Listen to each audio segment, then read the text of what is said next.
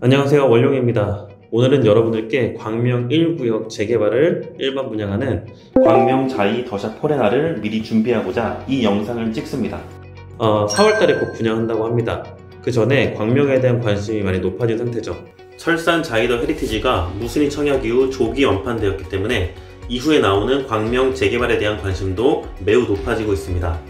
철산 자이 헤리티지는 59제곱의 물량이 많아 무순위, 선착순 분양까지 간 것이지 84제곱 이상은 예비 당첨자 계약에서 한 번에 완판되었습니다. 광명 자이 더샵 포레나의 세대 구성을 보면 39타입부터 127타입까지 있습니다. 이 중 일반 분양하는 타입은 39, 49A, 49B, 74C, 84A, 84B, 그리고 112타입까지 총 7개로 초소형부터 중대형까지 공급합니다.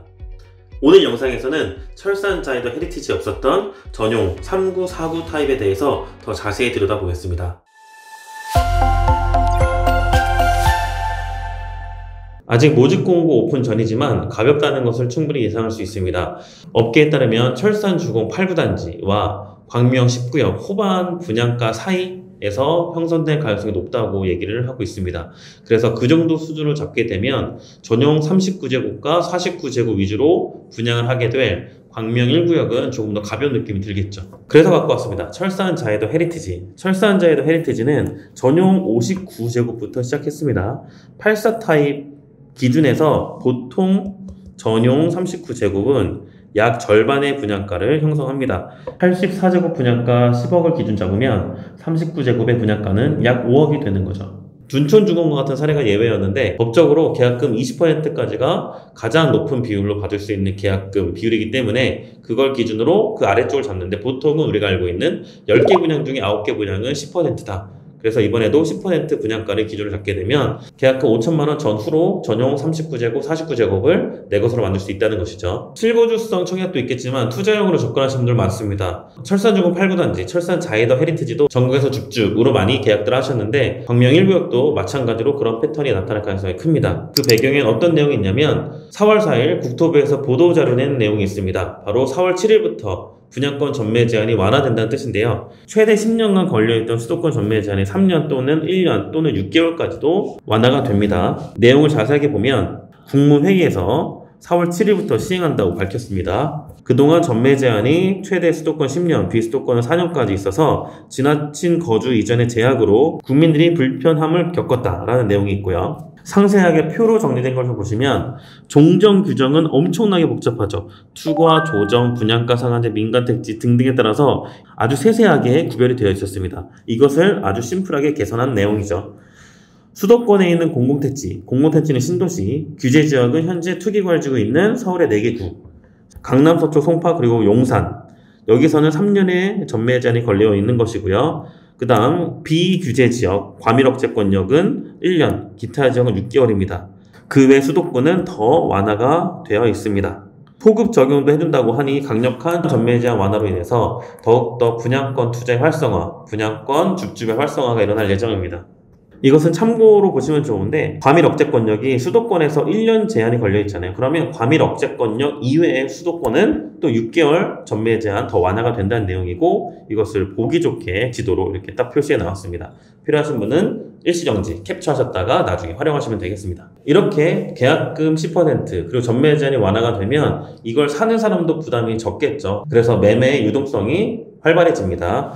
예시를 보면 구리역 롯데캐슬에서 22평 46제곱을 분양했었는데 당시 분양가가 4억 3,800. 이것을 계약하면 어떻게 될까요? 네, 중도금 대출 60% 현재 다 나오는 상황이기 때문에 계약금 10%만 있고 이것을 전매 제한 1년 후에 판다고 했을 때는 프리미엄 1,000만원만 붙여서 사는 사람은 결국 1,000만원 더하기 계약금 4,380만원 5,500 전후의 금액으로 이 분양권을 살 수가 있는 거죠. 내 집 마련도 되고 파는 사람은 투자도 된다. 이런 식으로 가볍다는 장점이 있겠습니다. 과거에 투기과열 지역이었던 광명은 40% 중도금 대출에서 현재는 60% 중도금 전액 대출이 나온다. 이렇게 정리하면 되겠습니다. 그런데 광명 1구역은 전용 면적 39제곱과 49제곱 위주로 분양을 하기 때문에 분명 광명에서는 1순위 미달이 날 가능성이 매우 큽니다. 그럼에도 불구하고 광명 1순위 청약에서 미달이네? 그럼 이게 돈이 될까? 무섭지 않을까? 이런 부분도 과거에 샘플링 될 수 있는 단지들의 과거 패턴을 보시면서 충분히 스터디거리가 됩니다. 광명에서 도덕파크타운이라는 철산동에 있는 아파트가 있는데요. 여기에 17평형과 21평형 소형 아파트 위주로 구성된 단지가 있습니다. 이 단지를 스터디해보면 소위 초소형 아파트라고 불리는 17평형도 돈이 될 수도 있겠구나 라는 생각을 하게 되실 겁니다. 2018년도에 광명에서 상승이 있었을 때 초소형 17평도 상승을 했고요. 22평도 상승했고 24평, 34평도 상승을 했습니다. 그런데 여기서 더 중요한 것은 여기서 가격이 오를 때 소형 먼저 가격이 튑니다. 마찬가지로 20평형 때 가격이 튀고 그 다음에 34평형이 가격이 올랐습니다. 이렇게 보면 상승기에는 소형이 먼저 움직인다라고 볼 수 있습니다. 그러면 또 하나 질문이 여기서 생기죠. 누가 사는 거에 대한 답변은 바로 이 그래프에 나와 있어요. 이 그래프가 아실이라는 프로테크 사이트인데요. 점 하나하나가 거래가 된 것을 나타내고 있습니다. 그러면 보통 34평이 거래가 많이 되지 않냐 라고 했을 때는 이 점이 찍힌 빽빽한 밀도를 보시면 되겠죠. 그런데 이 표에서 보면 점이 오히려 17평형도 많이 찍혀 있는 것을 볼 수 있습니다. 그리고 광명 도덕파크타운 1, 2단지에서 각각 34평과 17평형이 있는데 도덕파크타운 2단지에 있는 17평형이 입주 약 16년이 된 현재 상태에서 회전율이 244%, 그에 반해 1단지의 33평은 회전율이 85%, 약 3배 정도의 차이가 나는 것을 봤을 때는 소형 아파트도 충분히 수요가 있다라고도 보입니다. 광명의 입지도 중요한데 서울과 출퇴근 범위가 아주 가까운 곳에 입지해 있기 때문에 가산이나 구로나 영등포, 강남까지도 모두 다 30분에서 1시간 이내에 도달할 수 있는 범위에 있습니다. 그것도 이 소형 아파트에 대한 인기에 한몫을 하는 것 같습니다. 그러면 과연 광명의 상황에만 국한되는 것이냐? 그렇지 않다는 걸 여러분께 설명드리기 위해서 이 표도 준비했습니다. 마찬가지로 아실에서 나오는 표인데 방금 보셨던 도덕파크타운의 17평형하고 인근 구로에 있는 16평형 아파트의 가격 패턴을 보면 똑같이 올라갔다가 똑같이 떨어집니다. 그리고 34평형도 마찬가지 똑같이 패턴이 완벽하게 일치가 되면서 올라갈 때 같이 올라가고 떨어질 때 같이 떨어지는 패턴들. 가격대가 더 높은 지역들도 보시면 잠실 신천동의 파크리오도 33평형과 16평형이 동일하게 움직이고 헬리오시티도 34평형과 19평이 동일하게 움직입니다. 이보다 가격대가 더 저렴한 지역도 볼까요? 반도체 300쪽 클러스터 때문에 용인 한숲시티가 인기가 엄청 높아지고 있었는데 그 전에 3단지의 가격을 보면 오히려 24평형 가격이 18평형 가격과 데드크로스, 그러니까 18평형 입장에서는 골든크로스의 형상도 보이게 됩니다. 물론 이런 형상은 아주 이례적인 상태이지만 이렇게 일시적으로 가격이 무너졌을 때는 버티는 용도도 된다 라고도 해석을 할 수 있습니다. 그리고 인천에 있는 송림, 풍림, 아이원도 보시면 17평형 가격 패턴, 23평형, 34평형, 44평형 누가 약속이나 한 듯이 똑같이 소형부터 대형까지 움직이는 것을 확인할 수 있습니다. 이렇게 보면 소형이라도 강력하다라는 것을 데이터로 확인할 수가 있겠죠. 다음 초소형의 설계 자체도 굉장히 중요합니다. 그 이유가 뭐냐면 보통 17평형은 방 하나, 거실 하나 구조가 많은데 둔촌주공 같은 아주 이례적인 상황에서는 39제곱도 방 2개로 설계가 되는 경우가 종종 있어요. 그럼 광명 자이더샵 포레나에서는 어떤 설계로 되어 있을까 확인해 보니까요.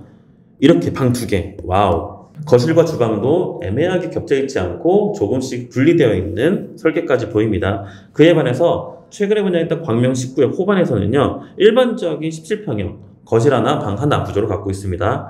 그에 반해서 또 올림픽파크 포레오는요. 거실과 완벽하게 방 2개가 분리되어 있습니다.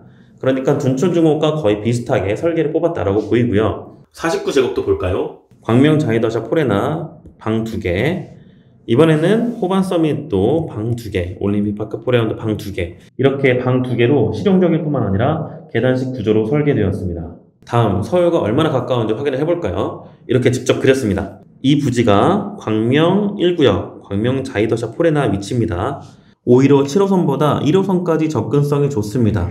이렇게 도보거리로 확인해 보면요. 주로 3구, 4구가 몰려있는 2, 3단지에서 걸었을 때 걸어서 약 15분 걸립니다. 개봉역 다음 역인 9일역까지도 꽤 가깝습니다. 단지 앞 공원로를 따라 걸어가면 도보 10분대에 도착합니다. 만약 내 직장이 가사한 디지털 단지역이다 라고 하면 1호선이나 7호선까지 도보로 가서 역을 한두 정거장 가는 것보다 오히려 단지 바로 앞에서는 마을버스를 이용하시는 게 훨씬 가깝습니다.